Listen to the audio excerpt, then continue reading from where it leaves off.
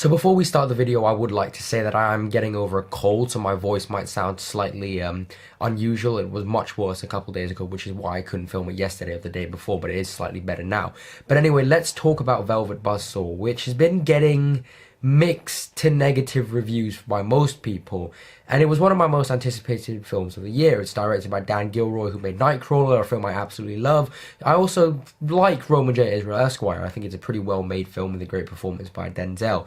So needless to say, I was incredibly excited to see him teaming up with Jake Gyllenhaal and Rene Russo again. You got Toni Collette coming in, who gave my favourite performance of last year.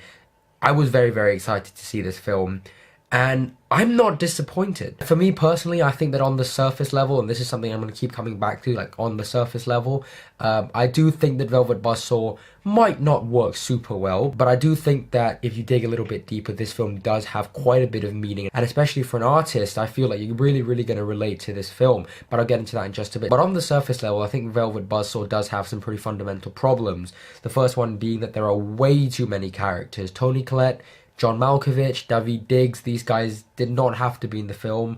I'll get into their characters a little bit more in just a bit, but on the surface level, if we're just looking at it as a film, on the grand scheme of things, they didn't really have to be in the film. I think that Velvet Buzzsaw is kind of an ensemble piece, but it tries at times to be kind of like a character study for each individual character, and they just did not have the time to do that. I also found that this affected the pacing, which was kind of all over the place. You'd have characters come in and out and then disappear for about 20 minutes. Jake Gyllenhaal is not the main character, so for those of you who haven't seen the film, don't expect this to be like another Nightcrawler, because he's not in the movie a ton. He is in the film and he is good. All the acting is very, very good. Rene Russo, Toni Collette, they're all very good. I thought Zawe Ashton was kind of average. She wasn't mind-blowing. She wasn't on the same level as everyone else, but the acting overall was good. You also have Robert Elswit shooting the film. He's one of my favorite cinematographers.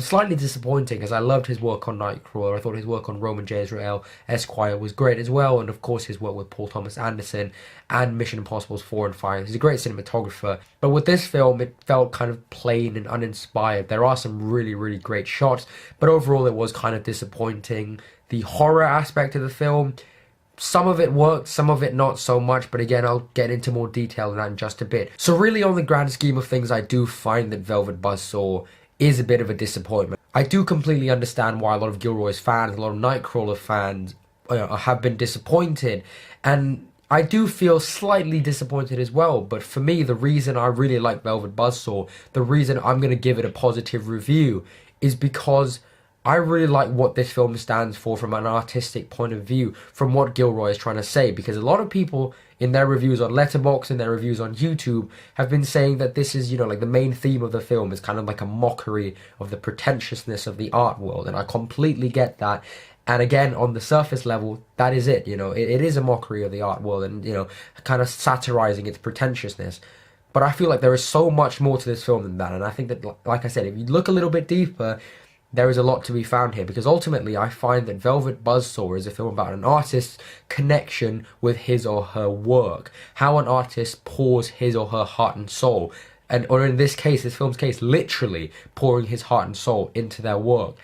And people nowadays just kind of see it as a throwaway thing. And of course, if you've seen the film, then you know that Jake Gyllenhaal's character is someone who has a lot of power in the art world, and his opinion means everything. He looks at something and thinks bad or good, and that's it. And he either makes someone's career or he completely ruins it, despite the fact that whoever made that certain piece had completely dedicated everything they had into it. No one really cares to see an artist's work with depth and complexity. Jake Gyllenhaal's character in a way just looks at it on the surface level, in the same way that a lot of people have looked at this film and just judging it for what they see on the surface without really delving deep into what it actually means. And that was something that I thought was really meaningful to me as an artist as well, and also just makes for a really good kind of point of conversation in terms of films. I also found that when you look at this film from the point of view that I just described it to you, John Malkovich and Daveed Diggs' characters have so much more meaning in the film, because these are the two characters who did not kind of fall into the, you know, the commercialism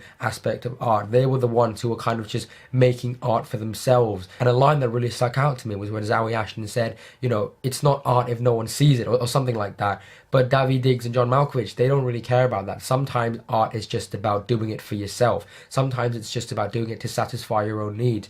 And that's something that really, really hit me, because I've been in that position before, and I'm sure Gilroy has as well. I remember hearing something about that final scene where Malkovich is doing his paintings and his drawings on the beach, and the waves were washing it away. And I remember hearing that that was based off of one of Gilroy's real experiences, when he wrote a script and he poured his heart and soul into it and no one gave a shit about it. And then he went to the beach and started writing random stuff and just having the waves wash it away, because it was more for him than it was for anyone else. And that was such a powerful message, for me at least. And of course, for me, one of the biggest themes of Velvet Buzzsaw is that, you know, as an artist, if people try and mess with your stuff, try and take advantage of the work you've done, you know, you will get pretty angry. And in this case, you'll kind of haunt them and kill them, you know, pretty violently. But obviously, you know, I feel like it's a metaphor for the artist kind of defending his or her work. And that was another thing that I really, really relate to. You know, you pour your heart and soul into something, and people look at it on the surface level and they trash it. Obviously that's going to hurt, and obviously you want them to understand what that means, and obviously you're going to defend it in any way possible. And of course, if that means, in this film's case, fucking serious shit up, then that's probably what you're going to have to do. That's what I really love about Velvet Buzzsaw. That's what I really enjoyed about it. And that's something that I feel like people haven't really been appreciating about it. They've just kind of seen it as a surface level film that kind of satirizes the pretentiousness of the art world, which I get, and you know, it is entertaining and all that. But I feel like if you look at this film on a slightly deeper level, it's going to resonate with you a lot more, and it certainly did with me. You might not enjoy the film, that's fine, it's completely your opinion, but I did, despite the fact that I was disappointed by certain aspects of the filmmaking craft, like the pacing and the editing and all the rest of it. But anyway, guys, thank you very, very much for watching my review for Velvet Buzzsaw. I don't know if I'll do a video kind of covering all the Super Bowl trailers. I certainly won't be reacting to them, because I live in the UK and it's like 3 or 4 in the morning and I can't be bothered. Thank you very, very much for watching. I hope you enjoyed this video. Thank you.